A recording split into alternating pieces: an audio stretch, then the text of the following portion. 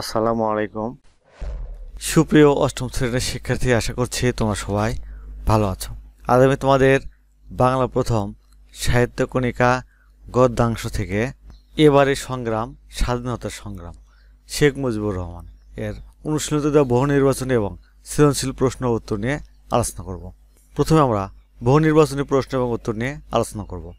কত তারিখে বঙ্গবন্ধু রেসকোর্স ময়দানে ঐতিহাসিক ভাষণ দেন? সঠিক উত্তর গ 1971 সালের 7ই মার্চ। আইয়ুব খানের পতনের পর কে দেশে গণতন্ত্রের প্রতিশ্রুতি দিয়েছিলেন? সঠিক উত্তর খ ইয়াহিয়া খান। তারপর দেখো, এখানে একটি সৃজনশীল প্রশ্ন দেওয়া আছে।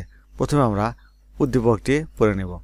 অহিংসার মাধ্যমে প্রতিষ্ঠিত হয় গণতন্ত্র, যেখানে সবারই সমান স্বাধীনতা থাকে, যেখানে প্রত্যেকেই হবে তার জগৎ নিয়ন্তা। এটাই সেই গণতন্ত্র যাতে আপনাদের আজ অংশগ্রহণ করতে আহ্বান জানাচ্ছে। একদিন আপনারা বুঝতে পারবেন হিন্দু ও মুসলমানদের মধ্যে পার্থক্য ভুলে যাওয়া এবং আপনারা আপনাদের শুধু মানুষ হিসেবে মনে করবেন এবং সবাই একত্র হয়ে স্বাধীনতার আন্দোলনে ব্রতী হবেন। এই উদ্দীপকের আলোকে এই 4টি প্রশ্নের উত্তর দিতে হবে। চলো এখন আমরা এই প্রশ্ন এবং উত্তর আমাদের নোট থেকে দেখে নেব। ক নম্বর প্রশ্ন, বঙ্গবন্ধু শেখ মুজিবুর রহমানের জন্ম কত তারিখে? উত্তর, বঙ্গবন্ধু শেখ মুজিবুর রহমানের জন্ম 1920 সালের 17ই মার্চ। তারপর বাংলার ইতিহাস এদেশের মানুষের রক্ত দিয়ে রাজপথ রঞ্জিত করার ইতিহাস বলতে কি বোঝানো হয়েছে? উত্তর, বাংলার ইতিহাস এদেশের মানুষের রক্ত দিয়ে রাজপথ রঞ্জিত করার ইতিহাস বলতে বাঙালির অধিকার আদায়ে আন্দোলন সংগ্রামে রক্তদান ও আত্মদানের ইতিহাস বোঝানো হয়েছে। 1947 সালে ভারত উপমহাদেশ বিভক্ত হওয়ার পর থেকেই বাংলার জনগণ পশ্চিম পাকিস্তানিদের দ্বারা নানাভাবে শোষিত ও নির্যাতিত হয়েছে। 1952 সালের ভাষা আন্দোলন, 1954 সালের নির্বাচনে জয়লাভ করেও ক্ষমতায় না যাওয়া, 1966 সালের 6 দফা আন্দোলনে ছাত্রদের উপর গুলি, 1969-এর গণ অভ্যুত্থানে হত্যা পাকিস্তানি শাসক গোষ্ঠীর অন্যায় অত্যাচারকে নির্দেশ করে। তাদের অন্যায় অত্যাচারকে ভয় না পেয়ে বাঙালি জাতি আত্মত্যাগের মধ্য দিয়ে নিজেদের অধিকার অর্জন করেছে। প্রশ্নোক্ত উক্তিটির মাধ্যমে এ কথাই বোঝানো হয়েছে। তারপর উদ্দীপকে মহাত্মা গান্ধীর ভাষণে বঙ্গবন্ধুর ভাষণের কোন দিকটি ফুটে উঠেছে ব্যাখ্যা করো। উদ্দীপকে উল্লেখিত মহাত্মা গান্ধীর ভাষণে বঙ্গবন্ধুর ভাষণের সাম্প্রদায়িক সম্প্রীতি ও স্বাধিকার চেতনার দিকটি ফুটে উঠেছে। বাঙালির মুক্তির লক্ষ্যে শেখ মুজিবুর রহমান 1971 সালের 7ই মার্চ এক ঐতিহাসিক ভাষণ দেন। সেই ভাষণে তিনি পাকিস্তানি শাসক গোষ্ঠীর নির্যাতন ও শোষণ থেকে মুক্তির লক্ষ্যে জাতি ধর্ম নির্বিশেষে বাঙালির জাতীয়তাবোধ ও স্বাধিকার চেতনাকে স্পষ্ট করে তোলেন। উদ্দীপকে মহাত্মা গান্ধীর ভাষণে স্বাধীনতা ও গণতান্ত্রিক অধিকারের কথা বলা হয়েছে। ভাষণের প্রথমাংশে ধর্ম বর্ণ নির্বিশেষে সবাইকে ঐক্যবদ্ধ হওয়ার আহ্বান জানিয়েছেন তিনি।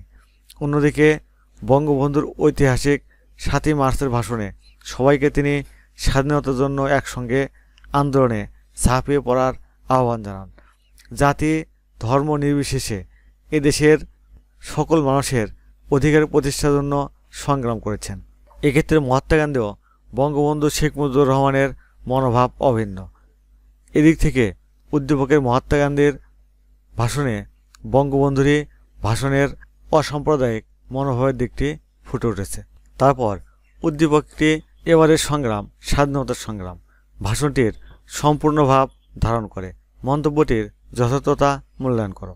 উত্তর, উদ্দীপকটি এবারের সংগ্রাম, স্বাধীনতার সংগ্রাম ভাষণটির সম্পূর্ণ ভাব ধারণ করে। মন্তব্যটি যথার্থ। 7ই মার্চের ঐতিহাসিক ভাষণে বঙ্গবন্ধু শেখ মুজিবুর রহমান বাঙালি জাতির মুক্তির জন্য সম্মিলিত প্রচেষ্টার কথা ব্যক্ত করেছেন। এই ভাষণে তিনি বাঙালি জাতির মুক্তির জন্য সব রকম ত্যাগ স্বীকার করার কথা বলেছেন। তার এই বক্তব্যই বাঙালি জাতিকে মুক্তিযুদ্ধে অংশগ্রহণের প্রেরণা জুগিয়েছিল। উদ্দীপকে মহাত্মা গান্ধীর ভাষণে স্বাধীনতার আশাবাদ ব্যক্ত করার দিকটি ফুটে উঠেছে। এই ভাষণে তিনি স্বাধীনতা অর্জনে জাতি ধর্ম নির্বিশেষে সকলের সম্মিলিত প্রচেষ্টা এবং অহিংস আন্দোলনের প্রয়োজনীয়তার কথা ব্যক্ত করেছেন। কেননা সকলের সম্মিলিত প্রচেষ্টা ব্যতীত বিদেশিদের অন্যায় নির্যাতন থেকে দেশকে মুক্ত করা অসম্ভব। পশ্চিম পাকিস্তানিদের শাসন শোষণ ও নির্যাতন থেকে দেশবাসীকে মুক্ত করার লক্ষ্যে বঙ্গবন্ধু শেখ মুজিবুর রহমান 7ই মার্চের ভাষণ দেন। সেই ভাষণে বাঙালি জাতির দৃঢ় শপথে তিনি উচ্চারণ করেন, এবারের সংগ্রাম স্বাধীনতার সংগ্রাম।